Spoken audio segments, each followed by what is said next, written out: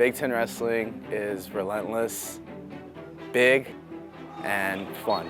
The power, the legs of Stevenson. Nobody gets after it like Bo Nickel once he sets up a pinning combination. Looks like a football score, but it is a tech fall for Spencer Lee. Talking with my dad, I'm like, Big Ten, bro, like we watched this when I was young. Like we've been watching this, we call each other all the time. Hey, did you see so-and-so's wrestling this weekend?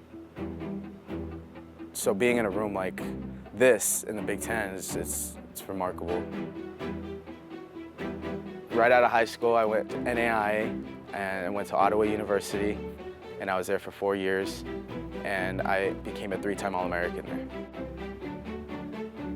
NAIA is smaller private institutions for the most part.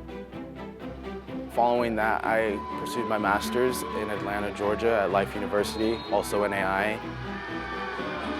And I ultimately became the national champion undefeated, as well as Wrestler of the Year.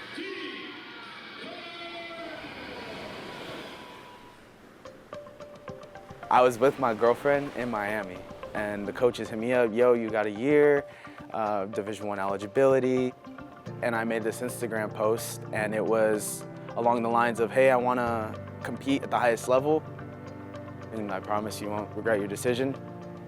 And it blew up. So, you know, I had coaches reaching out to me, DMing me, calling my number. It was like a movie. Being able to experience this, all these big schools, big names, Big Ten schools, I was in awe. Around May, I was scrolling on Instagram and there was JD's post about him transferring. So I kind of clicked into it because I knew that we were a little light in our upper weight department and at least needed some guys up there to fill in the room a little bit more. I remember going to Coach Dorniolo and just kind of seeing if there would be any interest in bringing in an NAIA kid. If that's something he's ever done before or if that's something that he would even be interested in doing. He was like, all right, yeah, let's see what it comes to. The game has changed, and so if you're not looking in the portal, trying to bring in some extra weapons to round out a lineup, you're going to get left behind. Think about where he is. I think most of the options you're going to see in there are going to be Division I guys, but every now and then you get one of those guys from one of the other divisions that is looking to make a jump. He got himself to a point where he achieved everything that he has, and he's the one that created the opportunity for himself to come wrestle here. If I'm gonna go Division I, I'm gonna go big. The Big Ten is where it's at, right?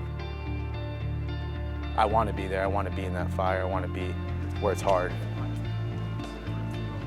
JD's wrestling style is extremely raw still.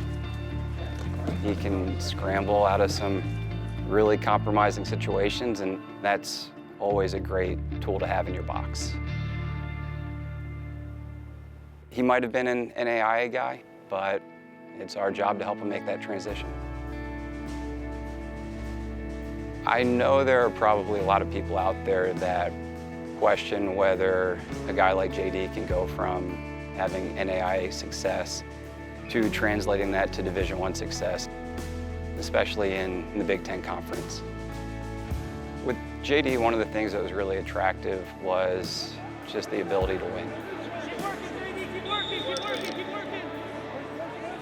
Talking on the phone with Dad, you know, it's the hypothetical, like, oh, so you think you're ready for this, this, and this? And I'm like, yeah, man, like, I'm ready. I don't know if they're ready, but I'm ready. I think there's always something good about delusional optimism, where regardless of what every statistic or everything possible tells you, just being able to look at that and be like, well, it hasn't seen me yet. There's a surreal feeling that I get when I'm with my buddies and we're watching a Big Ten duel, and then now a year later they're like, yo, that's a boy, he's on TV. I'm representing not just my last name, Northwestern, the Big Ten, but also the smaller schools, the NAIA, the JUCOs, you know, the guys that don't get to see maybe all that spotlight. That's what makes it so much more special.